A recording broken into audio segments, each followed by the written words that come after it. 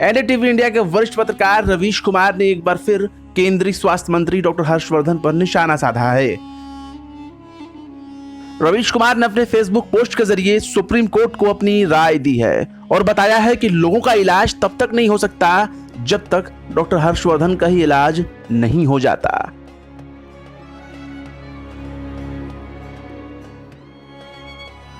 रवीश कुमार अपने फेसबुक लेख में इजलास शब्द का इस्तेमाल करते हैं।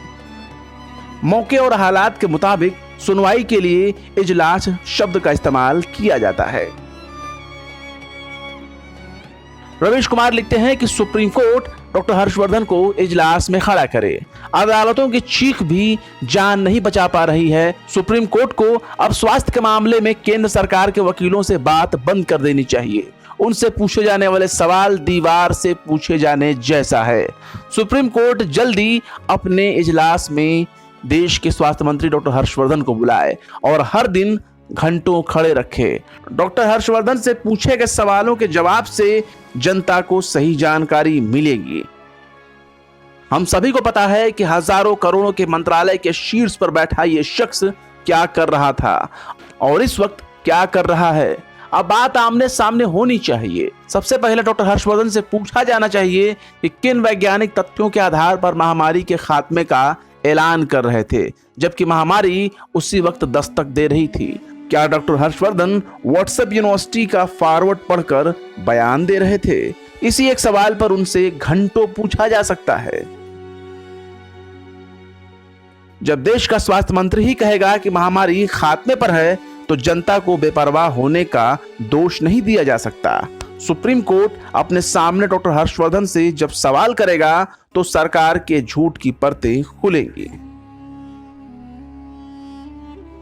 हमारे जज साहिबान डॉक्टर हर्षवर्धन को बुलाकर पूछें कि जब पिछले साल महामारी आई तब से लेकर अब तक केंद्र के अस्पतालों में कितने नए डॉक्टर और अन्य हेल्थ वर्कर भर्ती किए गए, फार्मा से लेकर नर्सिंग के लोगों को कितनी नौकरियां दी गईं, कितने वेंटिलेटर वाले एम्बुलेंस का इंतजाम किया गया। इस वक्त केंद्र सरकार के अस्पतालों और मेडिकल कॉलेजों में डॉक्टरों की कितनी वैकेंसी है, केंद्र के अस्पतालों में कितने वेंटिलेटर हैं, पिछले एक साल में इन अस्पतालों में कितने वेंटिलेटर खरीद कर लगाए गए, चालू हैं, कितने गोदाम में पड़े हैं, खरीदे गए और लगाने के सवाल अलग अलग होने चाहिए। एक वेंटिलेटर को चलाने के लिए एक पूरी टीम होती है। क्या उस टीम की नियुक्ति हुई? ऐसे कितने लोगों को केंद्र सरकार ने अपने अस्पतालों में बहाल किया? इसके साथ ही रवीश कुमार कहते हैं कि सुप्रीम कोर्ट डॉक्टर हर्षवर्धन से पूछे कि किसी बड़े अस्पताल को बिना ऑक्सीजन उत्पादन के प्लांट लगाए कैसे लाइसेंस दिया जाता है। जब अस्पताल अपना प्लांट लगा सकते हैं तो पहले से प्लांट क्यों नहीं लगाए गए? कोविड आने के बाद इस बात की कब कब समीक्षा की गई?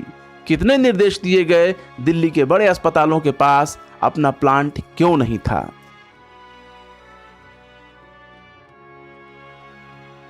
इसके साथ ही रवीश कुमार प्रधानमंत्री नरेंद्र मोदी पर भी निशाना साधते हुए कहते हैं, पीएम केयर के जरिए प्लांट लगाने के फैसले की नौटंकी से अलग स्वास्थ्य मंत्री से सीधा सवाल किया जाना चाहिए कि उनके मंत्रालय ने क्या किया। पीएम केयर इस देश का स्वास्थ्य मंत्री नहीं है। यह सवाल भी पूछा जाना चाहिए कि कोविड को लेकर हमारे देश में कितने रिसर्च पेपर छपे, सरकार ने कितने रिसर्च किए, हम वायरस के बारे में नई समझ क्या रखते हैं। इन सब सवालों के लिए अलग सा दिन रखें। हमें क्यों नहीं पता चला कि ये वायरस इतनी बड़ी तबाही लाने वाला है और जनता को क्यों नहीं अलर्ट किया गया।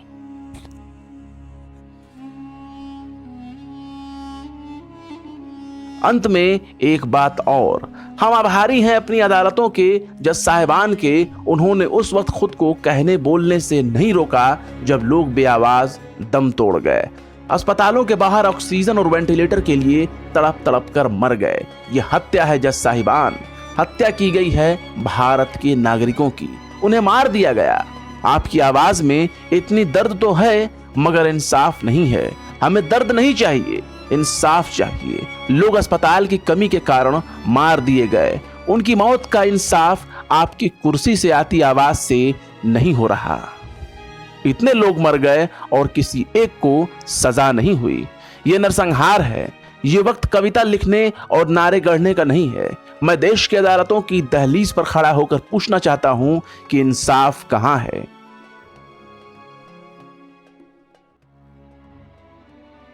ये सही है कि अगर अदालतें न बोलती तो 1 अरब से अधिक की आबादी वाला देश चुपचाप शमशान में तब्दील हो जाता। इस निराश क्षण में जजों की आवाज ने ऑक्सीजन का काम किया, मगर जान नहीं बची। आज अस्पतालों में ऑक्सीजन नहीं है, अदालत में है, लेकिन जान तो वहां बचनी है जहां ऑक्सीजन होना चाहिए था। अफसोस हमारे जज साहिबान की चीखों, चित्कारों और नाराजगी का 0 असर हुआ है। लोग फिर भी मर रहे हैं, इसलिए हमारी अदालतें जो इस वक्त कह रही हैं वो राहत से अधिक कुछ नहीं है। उसी तरह की राहत जैसे मैं लोगों की मदद की अपील फेसबुक पर पोस्ट कर देता हूं। मदद मांगने वालों को अच्छा लगता है, मगर ज्यादातर मामलों में कुछ नहीं होता। हम जजों के आभारी हैं, लेकिन उनका काम केवल आवाज बनने के स्तर तक ही सीमित रहा। एक जिद्दी, नाकारी और हत्यारी सरकार को अपनी जगह से हिलाना कितना असंभव है, ये आप देख रहे होंगे। अगर दिखाई दे रहा होगा तो ये एक तथ्य है कि लोग बिना ऑक्सीजन और वेंटिलेटर के मर गए और अब भी मर रहे हैं। जो नहीं मरे वो लाश में बदल गए। उनसे दवा से लेकर टेस्ट की अनाप शनाप कीमतें वसूली जा रही हैं। लोग मिट ही नहीं गए, बल्कि बिक भी गए। जज साहब, लूट मची है चारों तरफ।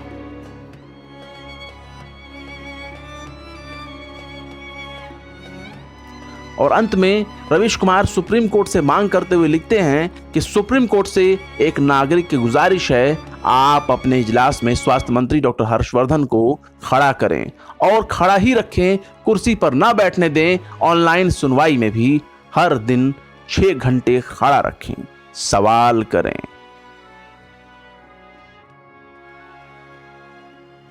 इस तरह से रवीश कुमार ने स्वास्थ्य मंत्री डॉक्टर हर्षवर्धन पर जमकर निशाना साधा और इशारों में इस बात को भी बता दिया कि लोग तब तक मरते रहेंगे जब तक स्वास्थ्य मंत्री डॉक्टर हर्षवर्धन को अदालत में ना खड़ा किया जाए, सुनवाई में ना बुलाया जाए, उनसे घंटों पूछताछ न की जाए।